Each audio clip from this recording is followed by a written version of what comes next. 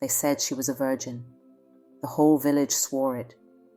But on her wedding night, she screamed, not from pleasure, not from pain, but from childbirth. And when the midwife saw what came out of her, she didn't cry. She fainted. In the small village of Umwezika, purity wasn't just prized, it was sacred. To be chosen as the Adanwayi of the community was the highest honor for a young woman. Only a virgin of impeccable character, confirmed by elders and spiritual rites, could hold the title. It came with respect, responsibility, and the promise of a glorious future. Nena, daughter of the revered herbalist Mama Ogadi, was everything a mother could pray for. Beautiful, soft-spoken, with skin that glowed like new palm oil and eyes deep as the Oji River, she was the pride of Umwezika. But more importantly, Nena was untouched. Her virginity was not just assumed, it had been verified through ancient rites. When Obinna, the son of a wealthy cocoa merchant, came from the neighboring village to ask for her hand, the elders danced. The wedding was set, and the entire village prepared for a celebration of love and purity. But Nena's soul was heavy. There were nights when she would sit by the moonlit stream, whispering to the waters. The spirits had visited her in dreams for weeks, a child crying in the dark, voices speaking in riddles, and a constant ache in her belly she couldn't explain. Mama Ogadi brushed it off. It's nerves, my daughter. Every bride feels the same. The spirits are only watching over you. Nena smiled, but her heart was pounding. She had not touched a man, yet her body was changing in ways she could not understand. The wedding day arrived with blazing sun and booming drums. Nena looked radiant in her ivory beads and coral headpiece. Her skin shimmered with palm kernel oil, and her wrapper clung tightly to her curves. Obinna could barely hide his excitement. The ceremony lasted till dusk, and the couple were led to the bridal hut, built specially for them in Mama Ogadi's compound. That was when it started. Barely an hour into the night, the compound echoed with Nena's screams. Not soft moans of consummation, but guttural howls that sent panic through the celebration. Women rushed forward, beating on the door. Obinna was yelling from outside, unable to get in. Finally, the door gave way, and they found Nena on the floor, soaked in sweat and blood. "She's in labor," screamed one of the elder women. The midwife, Mama Ukamaka, was dragged from her bed. When she arrived and saw the scene, she blinked twice. This was impossible. Nena was a virgin, but her body was undeniably giving birth. Within moments, the hut became a blur of activity. Hot water, towels, palm oil, incantations, and then a baby's cry. But that was not what shocked the midwife. It was the mark on the child's chest. A crescent-shaped scar, glowing faintly in the candlelight. It was a mark only seen in legends, a birthmark associated with the children of the river, spiritual beings said to be born of virgins and destined to change the fate of entire communities. Mama Ukamaka gasped and fainted. Morning came. The news spread like wildfire. A virgin bride had given birth. Elders were summoned. Priests consulted.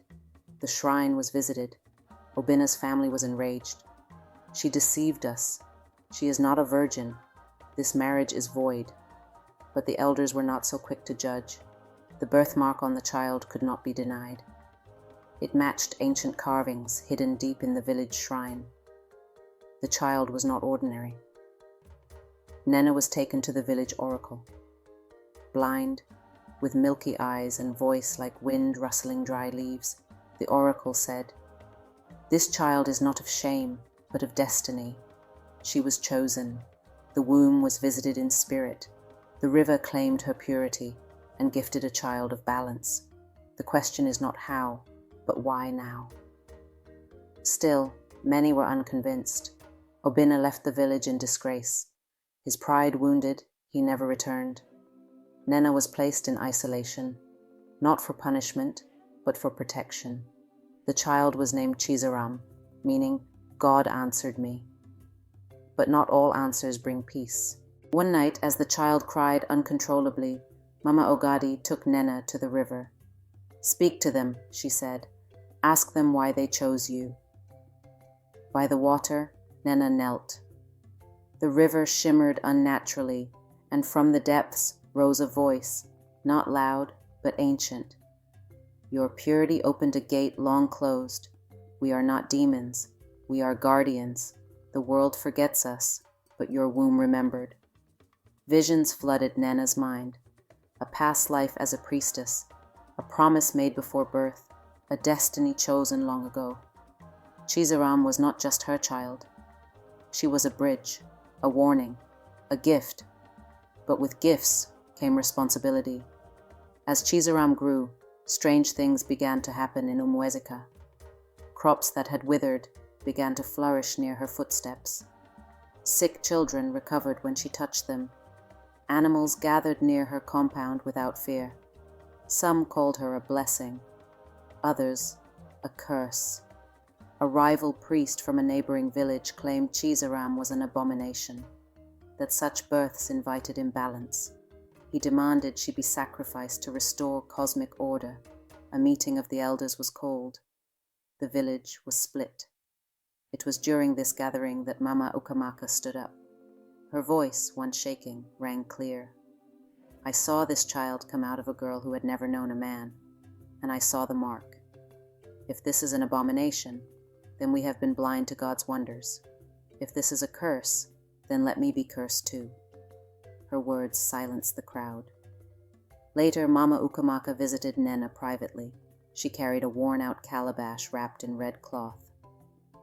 "I too was born under the crescent mark," she whispered. "But my mother hid it. She feared what it meant. I lived my life in shadows, denying what I was. When I saw your child, I remembered everything.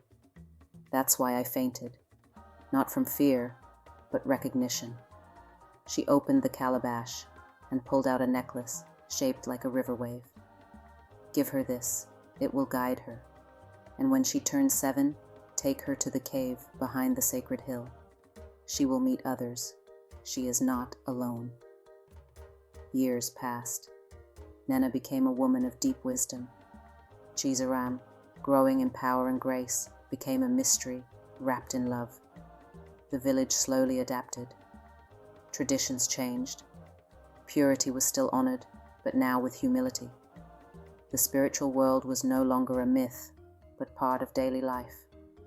Chizaram would go on to lead the healing of 7 villages. She became known as the Child of the Waters, and Nena, the Mother of Balance. The bridal hut where she gave birth was preserved, not as a place of shame, but as a temple.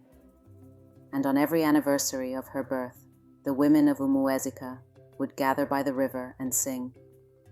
Not all wombs are touched by man, some are kissed by spirits. Not all pain is punishment, some is prophecy. And not all cries are shameful, some announce miracles. What do you think really happened to Nena?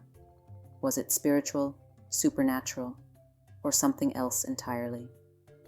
Let us know your thoughts in the comments. And don't forget to like, share, and subscribe to Enchanted African Realms for more mysterious and unforgettable African tales. Until next time, keep your heart open and your spirit curious.